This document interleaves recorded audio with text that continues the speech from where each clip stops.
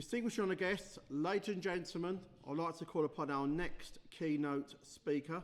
This is a former British Member of Parliament, the House of Commons, Labour Party UK. Ladies and gentlemen, please welcome to the stage Mr. Virendra Sharma.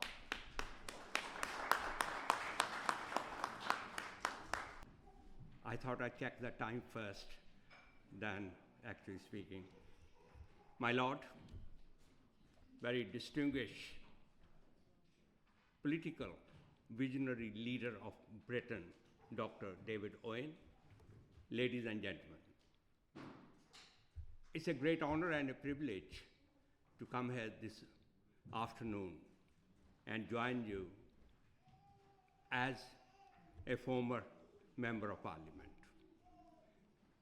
It's a pleasure because I can see most of you from the country I left nearly 57 years ago. The country where I was born and brought up. David, I was born in India and came here. But I can see village Mandali in Punjab, because I saw some individuals who wanted to know which village I came from, yes. And many comrades and friends from the Commonwealth countries. After listening to Dr. David Owen on the international politics and what is the current political and economic conditions are, I don't feel comfortable and confident to speak on the subject after he has spoken. But I would like to share my journey from a village in Punjab to Britain and the struggles we have gone through. Two individuals sitting here in front, Professor or Lord Bhikkhu Parekh and David Owen, are the giants in the British politics. When I compare myself, I feel very small in front of them. When I arrived here from India, my first job was as a bus conductor in London Transport. The bus route was, it is very famous in writings when people write about me, that I worked on, David, on bus route 207. And I still use that bus as a Member of Parliament or as a former Member of Parliament.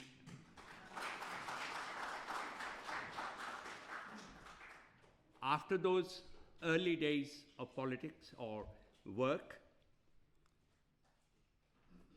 Dr. and Bhikkhu Parekh both are aware of the late 60s, 70s, 80s, the political, economic, and social life of Britain was not what we see today. It was not that it was racism, inequality, imbalance in the society. And we are the product of that struggle in those days. I joined the trade union. I joined that organization called Indian Workers Association when Professor or Lord Bhikkhu Parekh was the national leader of the Indian youth movement at that time. He still looked young, but in those days he was young and our previous former leader. When Dr. David Owen was the Foreign Secretary, that time I was the active member of the Labour Party, but also local party chair. But I must say it, and I will say with respect at this, when there was a split in the Labour Party, Dr. David Owen, as one of the greatest leaders, and I am going to use the old phrase, which I checked with Mrs. Owen earlier on, that he was one of the gang of four. And I was the party officer at the Labour Party headquarters at Walworth Road.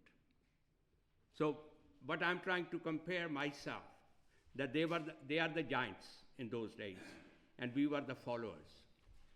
I actively participated, but passion for India and the adopted country, Britain, never went away from me.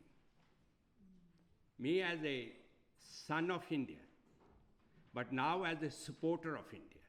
That's the difference it has come. Being son, now I am into Britain, British politics, from a bus conductor to member of parliament. I now feel that I'm the supporter. But I always carried, like Dr. Owen was saying, India is a giant, India is a big country.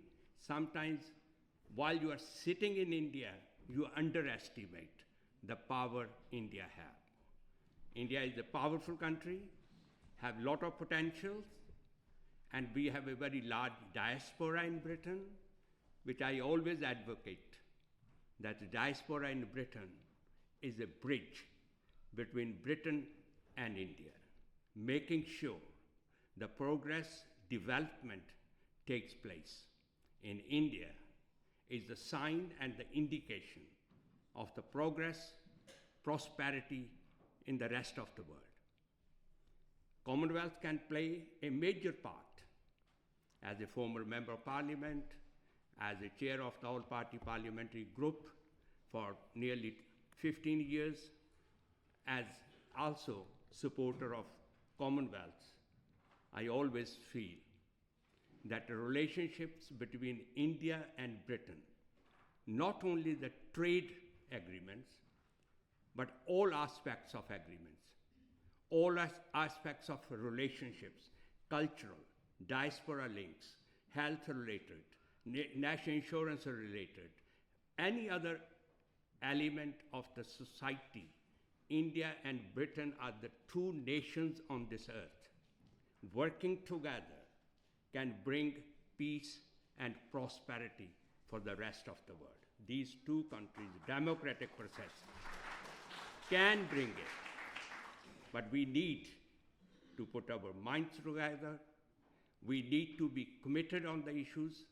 We must come together to make sure the rest of the world recognize that as well. I feel very strong that these kind of programs, bringing the friends from abroad to Britain, but also taking friends and the contributors from Britain to the rest of the world, working together in partnership, we can see the change which my forefathers, myself have seen, and we can leave a legacy for the future generations to work together, to work on peace but on the prosperity as well.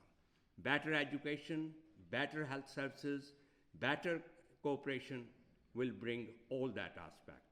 And I hope that when we go back today, or after this event, when you go back to your countries, India, and I can see it's not only the India, but other Commonwealth countries as well. When we go back, we make sure that we take the message that the diaspora in Britain is keen, willing, and determined to work together to make the world rich and peaceful. God bless you all. Thank you.